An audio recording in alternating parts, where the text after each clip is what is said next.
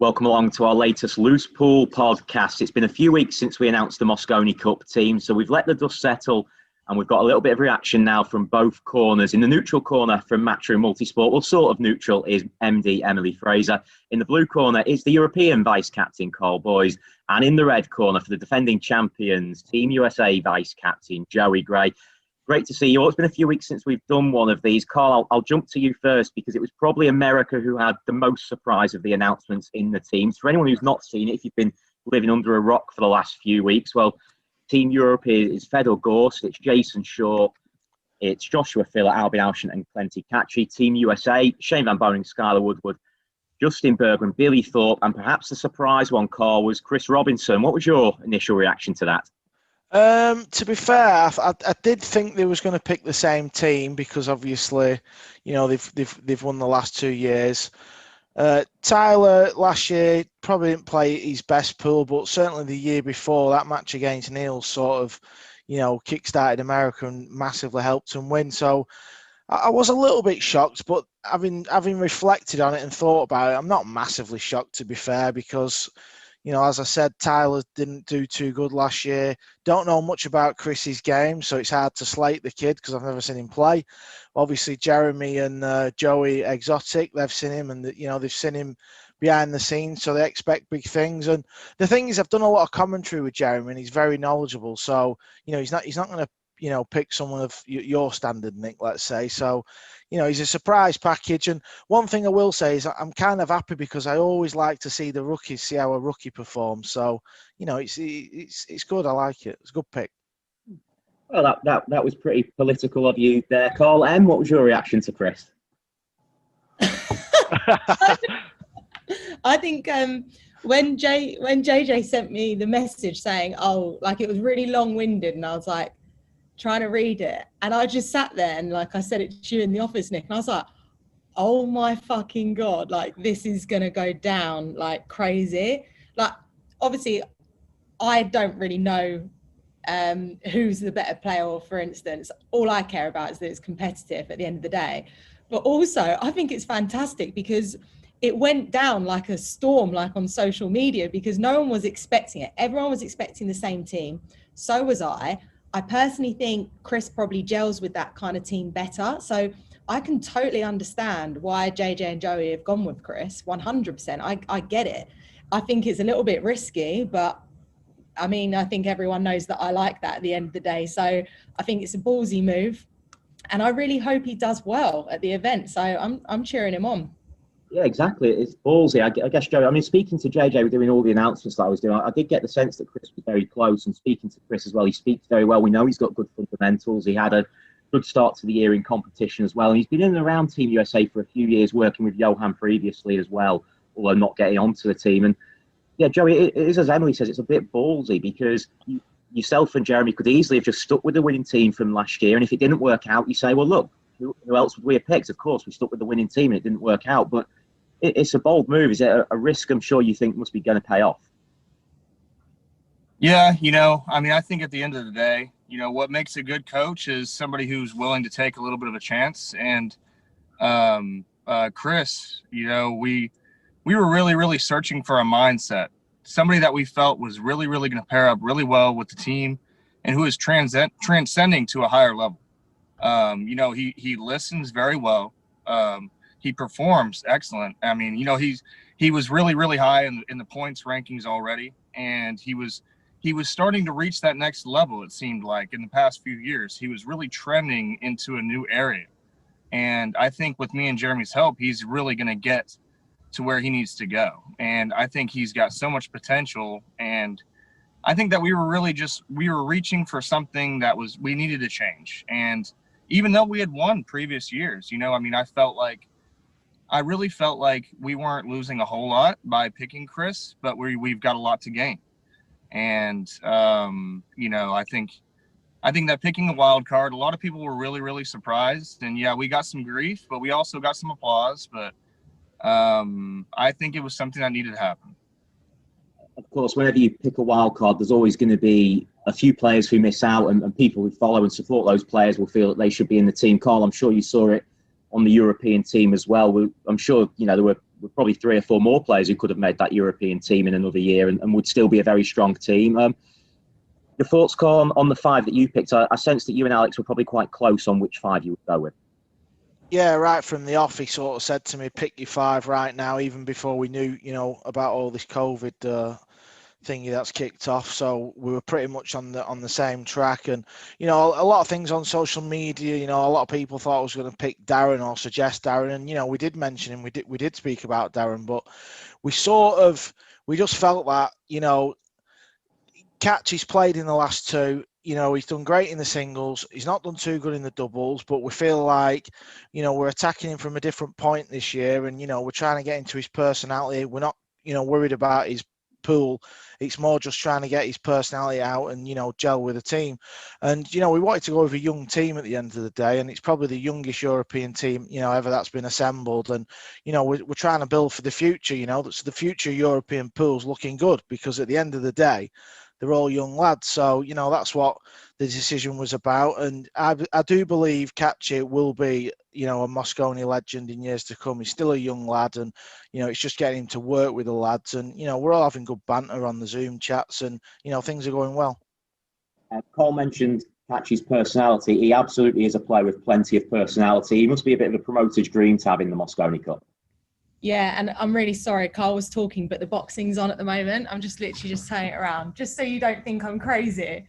And he just got knocked down, and so I thought we were boring you. No, I seen her laughing, thinking, I've not really said anything controversial. What's she laughing at? Just on a total side note, we are waiting for our COVID results to come through, and I'm on the list because after Barry got tested positive, and so I went in for retesting. So I'm literally refreshing my phone, just waiting. So if someone comes in PPE and just takes me out, that's why. But it'll make great viewing on the podcast. No, I think Katchi's a good shout for the Mosconi Cup.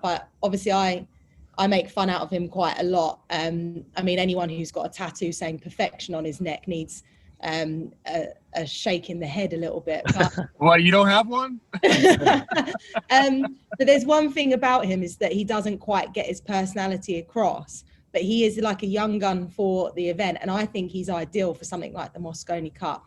And exactly like what Karl just said, I think he's going to be really successful in these kind of events, and he hasn't quite shown it so far. He hasn't got that far in World Pool Masters, World Cup of Pool. So he's like a ticking time bomb as such. And I think that the Mosconi this year, where we're not going to have as many crowds or even a crowd, he might really excel. And I think that will be really good for his career.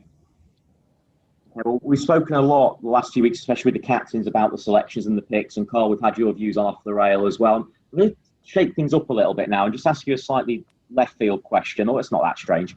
And what I'm going to ask you is, if you could choose a player from the other team, you don't have to replace anybody. Karl, if you could pick an American and Joey a European to join your team, who would you have? Who do you think could improve Team Europe from the American standpoint, Karl?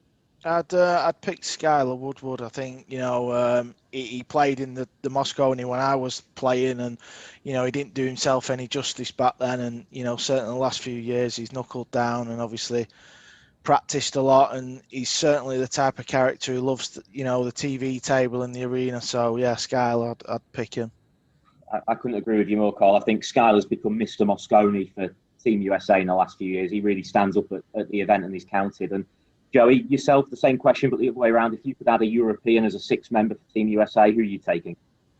Without a doubt, I would take Jason. I mean, I just feel like Jason, he gels with anybody. He gets along with all his people, and he's a big-time team player. He plays for himself as well, and yeah, I mean, he's extremely talented, and he fights hard. And I mean, I think he would make a good teammate for any team. It doesn't matter. Not Joshua Philly. You wouldn't want 2 kings on the team. No, definitely not. That's too much ego. We can't deal with that. And a couple those players actually, both Skylar and Jason, are brilliant at the Mosconi Cup partner. They turn up and perform well, and they're also great with the crowds and the cameras. And of course, we don't yet know, Emily, what the Mosconi Cup will look like this year, but we all accept it might be a little bit different in the current climate. How do you think that will affect the players, depending, how things go? Because people like Jason, Joshua, Skylar, Billy Thorpe as well, they really bounce off the crowd. Yeah, obviously we don't really know what's happening with the Mosconi Cup in December. I've said it before, we're still planning like it's going ahead. It's not a case of we want to cancel it as such. I'm still very confident that if it's got fans or if it's got no fans, we can still go ahead and achieve exactly what we need to achieve. But everyone bounces off the crowd, and it will work in favour for Team Europe, it will work in favour for Team USA in different points. But I think everyone will forget that there is so much pressure on the Mosconi Cup. Even if we don't have fans this year, the amount of people tuning in for this event is going to be off the fucking scale. Everyone's going to be talking about it on social media. Everyone's going to be tuning in. It's going to be a great point for the event, where it is going to be a turning point, because the figures are just going to be phenomenal. So there is so much pressure still riding, and it's not just going to be your table in the middle with the lights over the head and no seating banks around. The creativity that we've got behind these kind of shows, where we've got screens that we can be engaging with the crowd, it's still going to be goosebumps as you're walking in if there is no crowd. But don't get me wrong, we're not giving up. We could easily just turn around tomorrow and say, yeah, Mosconi Cup behind closed doors, but we want it. We want there to be a crowd. So we keep trying. We can only do what we can in the current climate, and we're obviously led by our government here. But again, we're still going to try our best. But there's going to be a lot of pressure on, but you will see the likes of your Chris Robinson potentially, maybe like your Catchy, doing well in the event when sometimes they didn't do too well with the audience as such. But then you've got the likes of Jason Shaw, who buzzes off the crowd, Billy Thorpe also. They might not do too well because they don't have that adrenaline pumping from all of the fans, giving it large as such. So I think we're going to see something really interesting this December, and it's going to be different, but not in a bad way. Joey, Emily mentions there the magnitude of the event, and she's quite right. It's not just the people who are in the arena; it's everybody online. This is the 9-ball showcase of the year in all of billiards. In fact, you see it just from the reaction to the selections, how big this is. And we talk about the rookies, Fedor and Chris, and how they'll react to it. Joey, you're a rookie as well. Are you ready for this? I'm excited. I'm super pumped, and I was actually just talking to Billy just a minute ago, and I was telling him how, asking him what he was doing, the training and everything, and I'm working out twice a day. I'm training players. I'm training my own game. Actually, I've got some events coming up for myself. Hopefully, I might be the alternate one of these days, But at the same time, I'm just super pumped to be out there and see the boys really get to battle. And it's I would like to say that I'm perfectly ready. You can never be ready for something this intense until you're out there and ready to go. But we're just gonna go with it and just battle, and that's the number one thing. I think we've got more chance. Twice a day, Karl. Sorry. I think we've got more chance of finding a vaccine in a week's time than Joey being an alternate for the team. Hey, you know what? You never know. You never know. How about a bit of a side match? Let's have a Karl versus Joey match on a stream beforehand. It'd be better you playing Joey, pal. Yeah. Hey, we'll find something out. Don't worry. Karl, obviously you've got loads of experience of the Mosconi Cup, both as a player and with us as well in doing the punditry the last couple of years. Alex as well as experience. When you look at, Fedor's the rookie for Team Europe, how do you think you'll help see him through the event? The thing is, he's a rookie, yeah, but he's won the world 9-ball championships, and he beat some top players en route, and Chang in the final, and even though there's no crowd there as such, it takes a lot of heart because it's one of the most prestigious events to win. So he's certainly not lacking heart, and his fundamentals are all there. I've been watching a lot of his stuff on the Zoom. The kid doesn't miss many balls at all. I think he's missed like 2 balls in the last month or something. So I think he'll be fine. And obviously we don't know if there's going to be a crowd, but there's still going to be pressure. As Emily said, a lot of people are going to be watching when you're playing Scotch doubles. Even if you're playing in the bar with your mate Scotch doubles, you feel a bit of pressure because you don't want to miss for your mate. So there's all this going on, and it will be a shame if there's no crowd, but at the end of the day, it's going to be special because 2020, the COVID Mosconi, for instance, we'll be looking back on this thinking that was, it was unbelievable. So there's a lot riding on it still, and I think Federer will be fine. Like I said, great QS, world champion, and nice kid as well. To be fair. It brings another pressure, though, doesn't it, Karl? Because your team is full of world champions, US Open champions. Like you say, even the rookies are world champion. And, you were pitching to be the vice captain as well. Surely it can't go wrong this year for Europe. Well, we'll find out, won't we? No, I mean, at the end of the day, it's a race to 5. It's all about getting the team gelled and, making sure, everyone feels good. Certainly when I was playing in the team, everyone had such a good vibe and everyone knew what, everyone else wanted to do, whether, Neil's wanted half an hour on the table before his match. I might, have 5 minutes because I prefer to talk and try and laugh. So, we're doing a lot of talking, and it's just understanding how everyone wants to go about their business within this team. Because as you said, we're stacked up with world champions, US Open champions, but, that doesn't make a team at the end of the day. So, our dynamics are all about talking, everyone laying everything on the line, and, that's what we've been doing. Joey, it seems that the same team dynamic is what's won the Mosconi Cup for Team USA the last year. They've really turned that around and become a really good unit. Do you sense that coming into the team, that they are a really strong bond? I mean, definitely. That's another thing, like what I was saying earlier, searching for another mentality for that 5th spot. It had nothing to do, nothing against Tyler, nothing against Corey, nothing against any of the American players, but we really saw something in Chris that I felt was a really strong dynamic in addition to the team. And with most of the American players, we all gel very, very well with each other, and we feed off of each other and stay in contact constantly. We compete with each other plenty, but I do feel like the camaraderie is a little bit stronger than Europe. With not having so many players to choose from and so many world champions to try to get to gel with each other, which, it shouldn't be too hard. Team Europe is definitely, you've got a strong crew there and they're all going to gel well. But I think that Team America obviously has shown that in the past, that we really do come together very strong. So Joey, obviously you guys have had like one-on-one training. You had it with like all 7 of the players, right? Yes. So you and Jeremy had one-on-one with Tyler and one-on-one with Chris. Did you just see something different? Did you just know there and then that Chris was sort of the one, not Tyler? If I'm perfectly honest, when Jeremy actually first spoke of Chris Robinson, I thought he was crazy. I really did. Because there's so many talented pool players in the United States. Some are really close friends of mine, and I've never really known Chris that well. And actually, me and him got into an argument when we first met each other. So I was like, "Oh, well, this guy, getting interesting. No way." Like, I can't. Like, this can't happen, And so, what was it over? What was the argument over? Was it over a goal? It was a match. It was a match. He beat me a match, and then I asked him to play some, and then we were talking about playing a set, and it just kind of escalated from there. But it wasn't like drama or anything like that. But it was just pool player banter, like you would say. And, I won't mention this in the press conference. Yes, let's not. But anyway, so that's where I felt like Chris kind of won me over at the end of the day.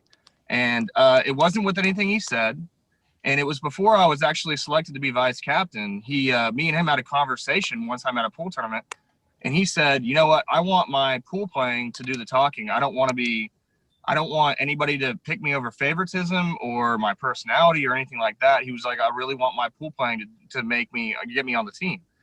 And, that really kind of resonated well with me, like in the future, once I got selected. And then I kind of saw how he was, and he's very genuine, and he's got a lot of heart, and I think he's a good kid who he'll listen, and at the end of the day he performs very well under pressure.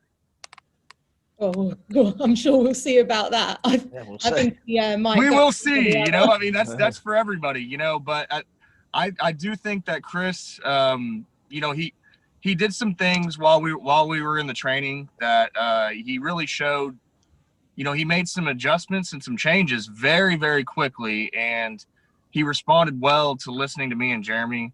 And, I feel like it's hard for a pool player to make changes and adjustments on the fly. And him being so young, he did it so well and responded so well. And he really just seems to have the mindset that we wanted for the team. So. Well, we shall see in December. I think there's a lot of talk to be had between now and then. Looking forward already to Joey Gray and Karl Boyes having a face-off the week before the event as well. Joey Exotic. Do what? Joey Exotic, that's your nickname. What is it? Joey Exotic. Oh, you know it, baby. Only for you. If it's long distance running or weightlifting, you got me. But other than that, my pool game's looking a little suspect these days. 1-0 to you then. One of the other things we've been doing on the Loose Pool podcast, we've had the Fraser Fumes, and I've noticed a lot of pool players have been getting Twitter recently. Oh, Emily, what do you think to the new level 2 billiards edition, Mike DeShane? I don't understand it. It's just like, to be fair, I actually find it really amusing. It does actually crack me up. But the Mike DeShane comment was just absolutely balmy, like batshit crazy, that he thinks that you guys would actually, so Joey, are you telling me that you would pick Mike DeShane for the Mosconi Cup? I heard it was between him and Chris, Joey. You wanted Mike. Like, honestly, is that would you genuinely consider him? I haven't heard anything about Mike in a long time. I know he's an excellent player. Oh, come on, now you're just being nice. I am. He is an excellent player. Mike does play great. He does play great. But, it was like when we talked about the dream team, you guys asked and you said no Earl. I said no Earl because I thought about a mindset. And when I think about a team, I think about a mindset, and I really do not think that Mike DeShane has a mindset for what the Mosconi is entailed. And yeah, like you said, I haven't seen him play a pool match in God knows how long. So I don't know. So I think level 2 is just finding anyone that will talk to him that isn't basically in the mainstream professional pool right now. Again, I didn't know that Mike DeShane was even around at all.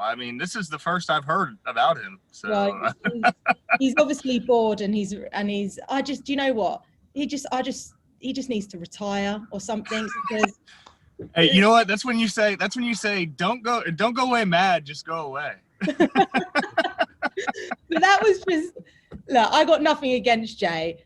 He's actually, what I love is when people are talking about our events, and so Jay, keep it coming, keep talking shit about us, because I absolutely love it. But when you're starting to say very daft things like Mike DeShane, if you get called up for the Mosconi, are you in it? Just what sort of question is that? Because it's just unrealistic, isn't it? Really. I'm looking forward to seeing the results come in for the World Pool Masters Fans' Choice next year. No, I'm overriding that. Oh, goodness. Emily and Mike playing Scotch doubles. There's a pay-per-view stream. Yeah. Uh-huh. It's just madness. I think my blood been boiling about that for a good 2 hours. It boiled, and then I got over it. And now you've just pumped me up again. Fraser Fumes, you have to get it in. Yeah, well, glad you could get that one out. Yeah. Oh. Well, on that note, I think we can wrap it up there. We've got the Mosconi Cup to look forward to without Mike DeShane, of course, in December. Loads and loads of build-up across the Natural Pool social media. Make sure you're following us. Make sure you're subscribing to our YouTube as well, and to this podcast on your podcast provider if you're not already. Karl, Joey, great to speak to you. I'm sure we'll do another one of these soon. And take a deep breath.